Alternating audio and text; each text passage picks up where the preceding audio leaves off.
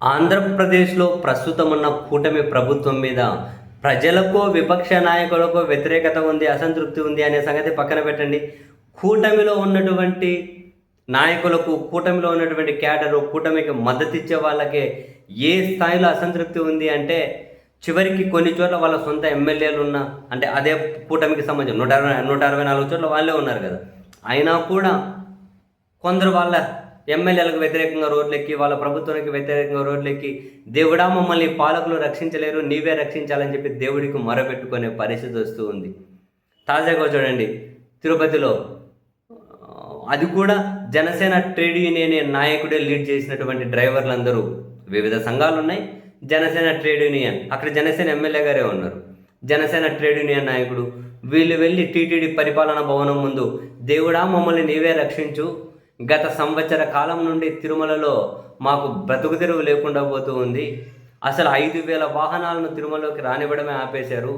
రోజు కొన్ని వందల వాహనాలను ఏదో కారణం చెప్పి ఆపేస్తూ ఉన్నారు, మా పొట్టగొడుతూ ఉన్నారు. బ్రతికే పరిస్థితే లేకుండా పోతుంది. చంద్రబాబు నాయుడు గారు మాకు న్యాయం చేసే విధంగా, పవన్ కళ్యాణ్ గారు మాకు న్యాయం చేసే విధంగా, దేవుడా నీకివే వాళ్ళకు మంచి బుద్ధి ప్రసాదించు అని చెప్పి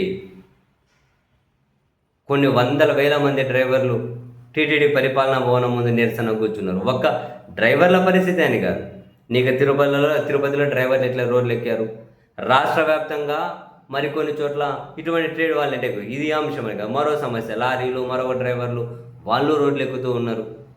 రైతుల పరిస్థితి అంతే, ఆక్వా రైతులు వాళ్ళ పరిస్థితి అంతే. కూటమి పార్టీలకు సంబంధించిన వాళ్ళే ఈ ప్రభుత్వ విధానాలను, ఈ ప్రభుత్వ పాలనా వైఫల్యాలను సహించలేకుండా భరించలేని స్థాయికి వచ్చేసాయి. ఇప్పుడు తిరుపతిలో జనసేన ఎమ్మెల్యే గారు ఉన్నారు. మళ్ళీ వీళ్ళు ఏదైనా సమస్య ఉండి ఎమ్మెల్యేకి చెప్పి ఎమ్మెల్యే పరిష్కరించలేకుండా పోతూ ఉన్నారా? తెలియదు. ఏకంగా రోడ్ అయితే ఎక్కేశారు కదా. తిరుపతిలో సొంత ఎమ్మెల్యే ఉన్నారు, రాష్ట్రంలో సొంత పార్టీ ఉంది. అయినా కూడా మాకు బతికే పరిస్థితి లేకుండా పోతే దేవుడా నువ్వే దిక్కు అని చెప్పి గోవిందా గోవిందా మా బతుకులు కాపాడు వెంకటేశ అని చెప్పి నినాదాలు ఇస్తూ ఉన్నారు పరిపాలనా భవనం ముందు కూర్చొని. ఎట్లా అర్థం చేసుకోవాలి?